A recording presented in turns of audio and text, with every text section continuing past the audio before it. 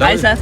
అయ్యండి. సార్, అమరావతి అయితే లవ్ జిహాద్ అనే విషయం నడుస్తుంది. అందులో ఒక అబ్బాయి, ముస్లిం అబ్బాయి 380 మంది అమ్మాయిలు వాడుకొని అందులో 180 మంది మైనర్ అమ్మాయిలు ఉన్నారు. అయితే ఇప్పుడు ఆ వీడియోలు బయటకు వదులుతాయని చెప్పి బెదిరిస్తున్నారు. సో దాని గురించి ఏం చెప్పాలనుకుంటున్నారు? ఖచ్చితంగా ఏదో అది నరం తీసేయాలి. ఎందుకంటే ఈ మధ్యకాలంలో చాలామంది లవ్ జిహాదీ పేరుతో అమ్మాయిల్ని ప్రేమించినట్టు నటించి పెళ్లి చేసుకుని వారిని పిల్లలు పుట్టే యంత్రాలుగా, తర్వాత జీవోత్సవాలుగా, కొన్ని బ్రోతల్ హౌసులు కూడా అమ్మేసి నానా విధాలుగా ఇబ్బంది పెడుతున్నారు హిందూ అమ్మాయిల్ని. హిందూ అమ్మాయిలు చాలా జాగరూకతగా, చాలా జాగ్రత్తగా ఉండవలసిన సమయం ఆసన్నమైంది. ఎందుకంటే ఇలాంటి చేష్టల వల్ల, ఇలాంటి పనుల వల్ల చాలా కుటుంబాల్లో అన్నదమ్ములు ఇబ్బంది పడుతున్నారు, తల్లిదండ్రులు ఆత్మహత్యలు చేసుకుంటున్నారు. కాబట్టి చాలా అప్రమత్తంగా ఉండాలి ముందు. అయితే ఎవరైతే ఈ అబ్బాయి ఉన్నాడో అసదుద్దీన్, ఎవరైతే ఓవైసీ అసదుద్దీన్ ఉన్నారు కదా, సో వాళ్ళు పెట్టిన సభల్లో కూడా ఈ అబ్బాయి పాల్గొనడం అయితే జరిగింది. సో అంటే వీళ్ళకి ఏమైనా టైఅప్ ఏమి ఉంటుందండి? హైదరాబాద్లో లింక్ లేనటువంటి ఉగ్ర కార్యక్రమాలు ఎక్కడ జరిగాయి చెప్పండి. ఇప్పుడు అసదుద్దీన్ ఓవైసీ అయినా ఈ ముస్లిం కమ్యూనిటీలో చాలామంది యువతని ప్రలోభపెట్టి పాకిస్తాన్ లాంటి నీచ దేశం వారికి డబ్బు ఆశగా చూపించి హిందూ అమ్మాయిల్ని పెళ్లి చేసుకున్నట్లయితే, ప్రేమించి పెళ్లి చేసుకున్నట్లయితే, లవ్ జిహాద్గా మార్చినట్టయితే 10 లక్షలు, 12 లక్షలు, 15 లక్షలు పారితోషికం ఇస్తూ ప్రోత్సహిస్తూ హిందూ దేశాన్ని ముస్లిం కంట్రీగా మార్చాలనేటటువంటి కుట్రతో చాలా పన్నాగాలు పన్నుతూ ఉన్నారు. ఇదో రకమైన కొత్త రకం పన్నాగం అమరావతిలో జరిగినటువంటి ఈ సంఘటన. పన్నాగం ఏంటంటే అమ్మాయిల్ని డబ్బుతోనో లేకపోతే మాయమాటలతో వశపరుచుకుని వారు న్యూడ్ వీడియోలు తీసి బ్లాక్మెయిల్ చేసి ఒకరిని 140 మంది సుమారుగా మోసం చేయగలిగాడంటే ఇది చాలా పెద్ద ఉగ్రవాది కింద లెక్క.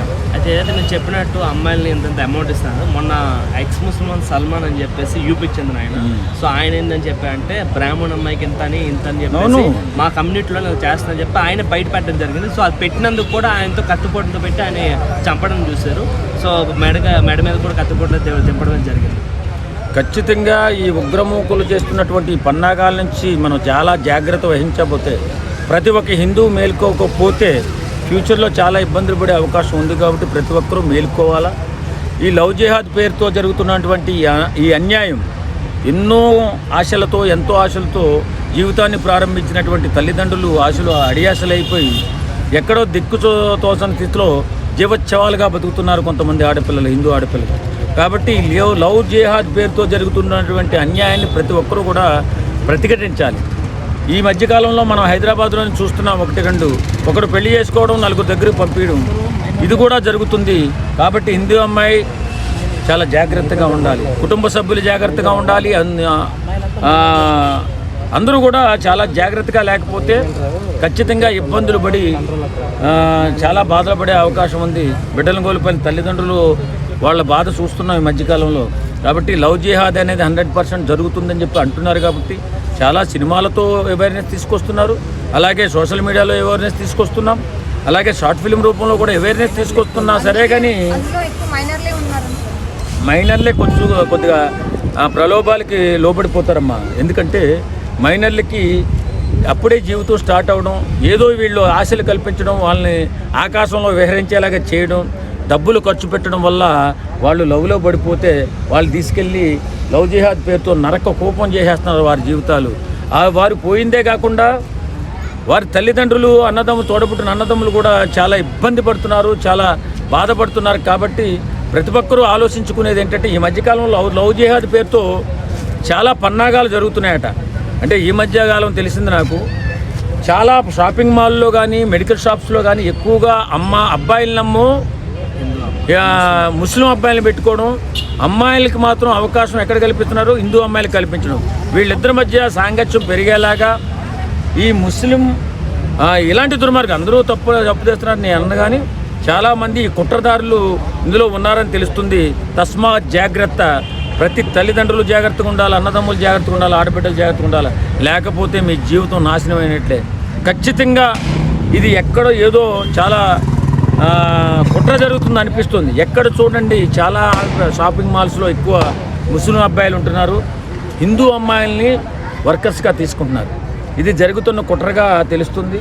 అందరూ చెప్తున్నారు. కాబట్టి తస్మాత్ జాగ్రత్త. అయితే అలానే మొన్నట్లోనే యూపీలో ఏదైతే ఒక ఇష్యూ నడిచింది, అందులో కూడా హిందూ అమ్మాయి బాధ్యతరాలు అయ్యింది. ఆ హిందూ అమ్మాయిని ఆ అబ్బాయి లవ్ చేసి పెళ్లి చేసుకొని పిల్లలకి అయిన తర్వాత వాళ్ళని మదర్సాలో పెట్టి తర్వాత ఫ్యామిలీ మొత్తాన్ని కూడా ఆ అమ్మాయిని వాడుకునేటట్టు జరిగింది.